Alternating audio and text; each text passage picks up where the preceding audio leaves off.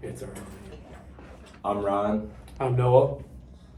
and we're debating on NIL and the paying of college athletes.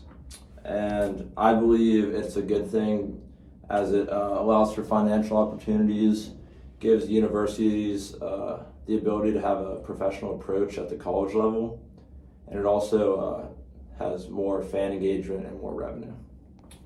I'll be taking the stance of why college athletes should not get paid, and my evidence for this will be an elaboration on the fact that athletes already get scholarships, Title IX and funding share legal concerns, and also the preservation of amateurism.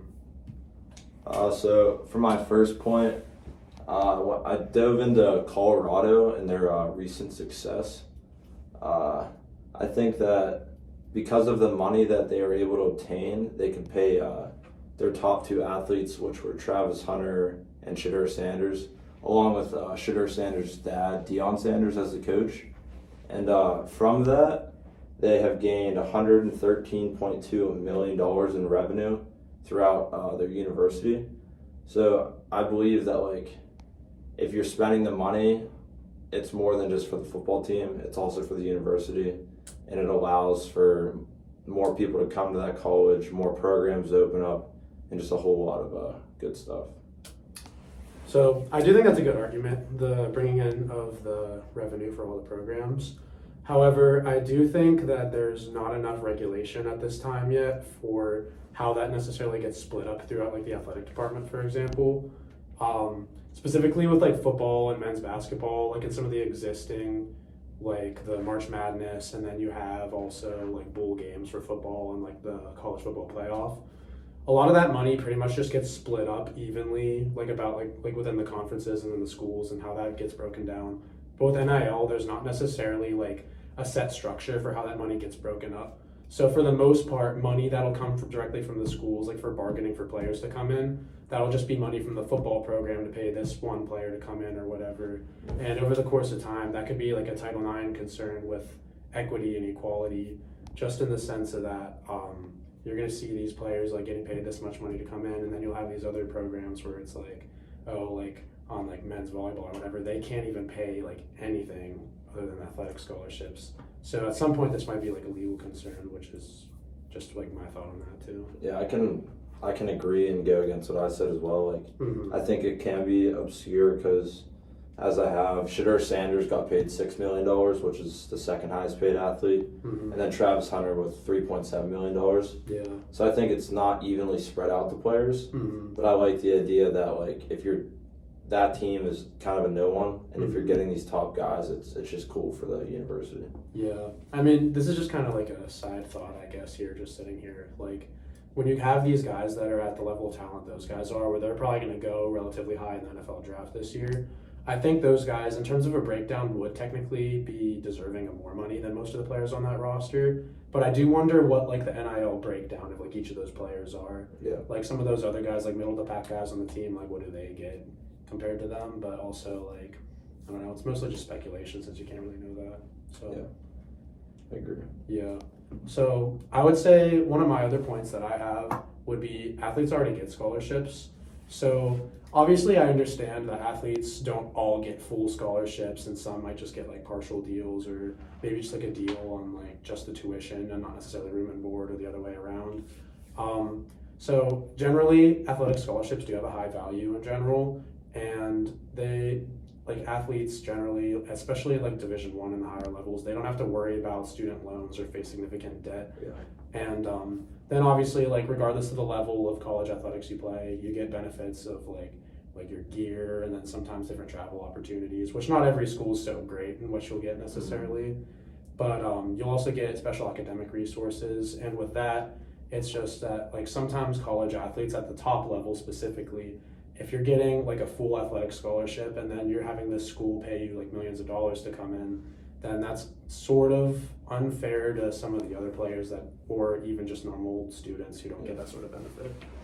Yeah, I can totally agree. And then I would for me specifically, I'm in D2, so I mean you get scholarship, but it's nothing compared to what D1 is. Right. I'd say the big issue is D1 with NIL. because like that is true that these players kind of just take other people's spots because they're getting paid that high amount of money. But I also think it's beneficial because the whole point is to win. And if you have the resources and you have the money, like why not pay the players? Right. Which I understand that it's kind of like fishy because Ohio State, they spent $20 million in NIL, but they won. Yeah. And it can be kind of like deceiving, I would say. But I think ultimately, like the scholarship doesn't do enough for the top 50 players, like where they're signing. I think it all comes down to money and fit for the team, I'd say. Right. But then I also see like for D2, like even high school has NIL, but they're not paying the players. It's more of incentives, like free lessons, free stuff like that. D2, it's kind of the same thing. There's not much. Yeah. But D1, that's really like where the cash cow is. So yeah. And then building off of that, my second point is about like the professional approach before you get to the NFL. Just this past month, 8-time Super Bowl champion Bill Belichick, he signed with North Carolina to be the new head coach. And he also brought with him Mike Lombardi, who's a executive in the NFL for 30 plus years, and he has 3 Super Bowl championships. Right. So what their approach is they're going to have a salary cap for the players. Oh, okay. And they're going to pay them that amount of money based on how they play and how they fit the team. So it's kind of like, I think that approach is something that could fit like really well into NIL, because like we just talked about, like these people are getting paid way too much and the other guys aren't getting paid that much. So I think if you're able to pay people like properly based off of performance, I think that's something that like a lot of teams are going to start to do. And as well as you're not going there for the NIL money, you're also going there for the head coaching. Right. Like these people are professionals, they know what they're doing, and it's kind of, you've seen it, like Michael Vick just signed somewhere. Teddy Bridgewater was a high school coach. Stuff like that. You're going to continue to see former athletes become coaches so they can push their players to the next level. Yeah. I think that's an interesting point there with North Carolina specifically, because like I didn't know about that specific structured approach within their program. I think that definitely it should become something that, I mean, obviously you can't just implement it everywhere right now since NIL is so new, but I also think like that would in theory work. Like if you have a like cap for like each system, like that would allow for like a competitive balance. Like I think that would be the biggest thing that I would have.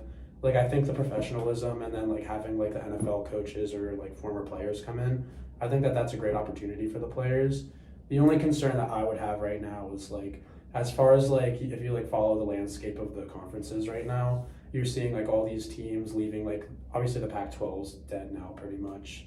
The ACC is following a similar route where like Clemson and all the big ones and the ACC are trying to get out. And then you're just not going to have a competitive conference there. And then you'll just pretty much have 2 or 3 big like super conferences.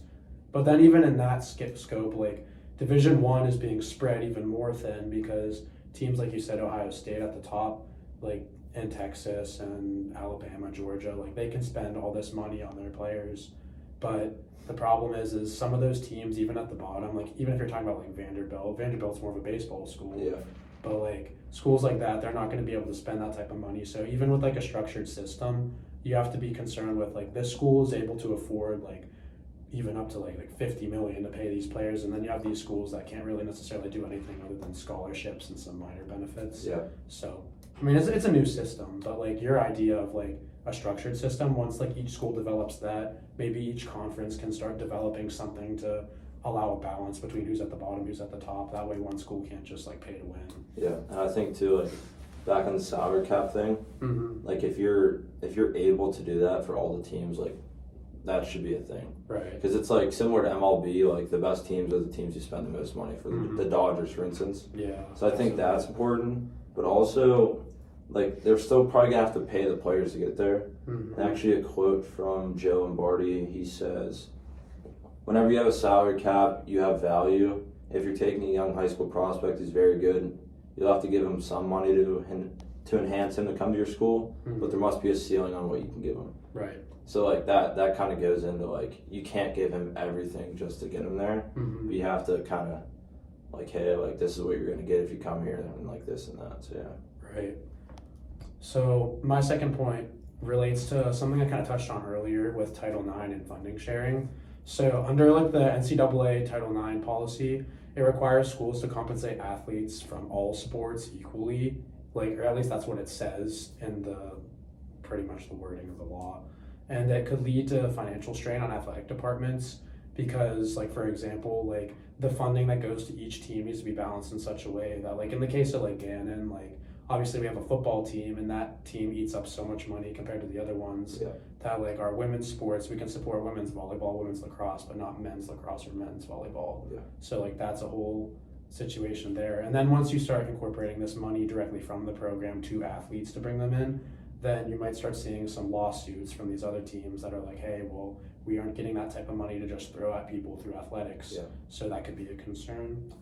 But I guess that would be my main point for that. Yeah, I agree. And some real life stuff too. Like here, like I'm on the men's baseball team and we get absolutely nothing. We don't have a field. We don't have a locker room. Right. But then you see the new gym being built and it's like, it's kind of, I feel what these other programs and stuff would feel because they're not the cash cow of the school. Yeah. So like I understand that, and I think that like it's just spiraled out of control because it went from like Reggie Bush and Johnny Manziel not getting paid to thinking, all right, we should pay players, and then it has kind of spiraled out, I would say. Right. But I think there's also some good things that come from it, and that kind of leads into my final point. So an Ole Miss basketball star received a lot of money to transfer to Ole Miss, and from that he actually helped a kid who was homeless and fatherless to move into his house.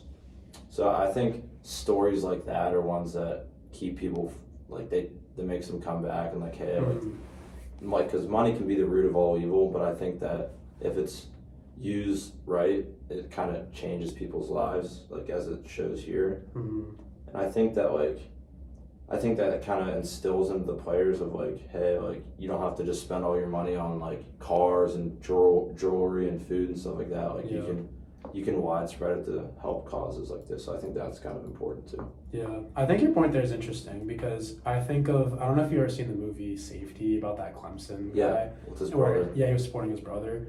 I think stories like that, I mean, I think that's what sports is all about too. Like, I mean, think about like on the personal level, like the impact this can make on someone's life, and that opportunity at Clemson for him, give him an opportunity to support his brother and stuff like that. So if we can just shed more light on that rather than the players, like, you know, like spending money on like cars and like jewelry, like stuff like that you said, like negative stereotypes with money spending, I think that that's a big thing. The last argument I would have that kind of actually relates a little bit, the preservation of amateurism. I think it's great to instill these values of professionalism and like teaching kids about money and everything. However, like college in general is more so supposed to be focused on education itself, and like the mission of the NCAA is about educational opportunity as well as athletics. So from there, like that's like the NCAA, they state that as their mission. And I think preserving the amateurism, it can promote like competitive balance, and it's like a unique appeal of college athletics where it's like you're not supposed to have like all these kids worrying about all this money, and then you get into like sports betting as an issue in general too. So like there's a little bit of pressure like added on by the commercialization of the sports, which I think like not necessarily every college athlete's ready for. And not everybody plays in college with the goal of going to the pros. So some people are just playing in college just for the educational opportunities and they like the sport. But like I think about the sports betting thing a lot. I don't know how much you do, but like as like a player, like if like sports betting gets so widespread that like, I mean, obviously not so, that wouldn't really be a thing here at Gannon, but like hypothetically, if that was a thing here at Gannon and like, you know, like what your facility's like for baseball, like if people are betting a bunch of money on you and then you have like fans like being like, oh, like I bet on you get like the over or like, or like the hits or whatever, something like that. Like that would be kind of interesting. I think to agree with you, like these people expect so much. I think we discussed this in class too. Like these people expect so much because you're getting paid almost more than what athletes are in the NFL, MLB, whatever. So I think there's kind of that like that added pressure to it, as well as like the money issue. It's like with that money, you have to get an agent. Like you have to have somebody who's reliable with the money. But I also can take the side of like this is a way for these kids to learn for the first time about how to handle money and how to handle stuff.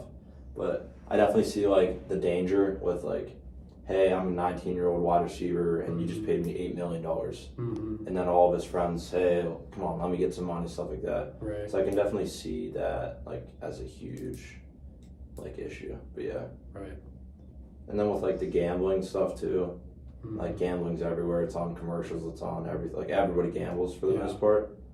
And like the Philadelphia Eagles and Packers situation too. Mm-hmm. Like you mix that with alcohol, and you're kind of ruining the experience for I Yeah. think everybody else. Absolutely.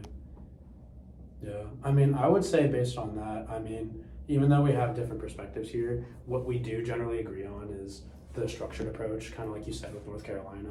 So I think over time, if each school can just develop their own structure, and then obviously the NCAA, they're a whole mess right now. But Yeah. like, I guess the hope would be like each conference can come up with their own approach for spending and how that can be differentiated. Because obviously the SEC schools are going to be able to spend way more than any of these other schools. I mean, there's the whole Notre Dame thing where like they don't have to share any money they get from bowl revenue, but that's a separate debate for a later time, I guess. Yeah. But yeah.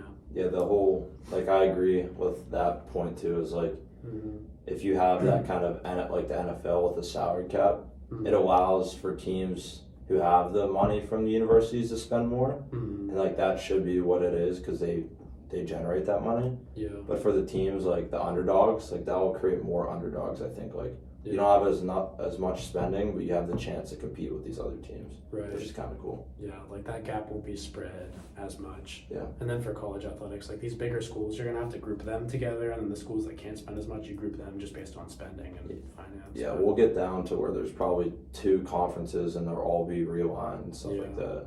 yeah. Yeah. So I guess that'll be it. Yeah. Good debate though. Yeah. Thank you.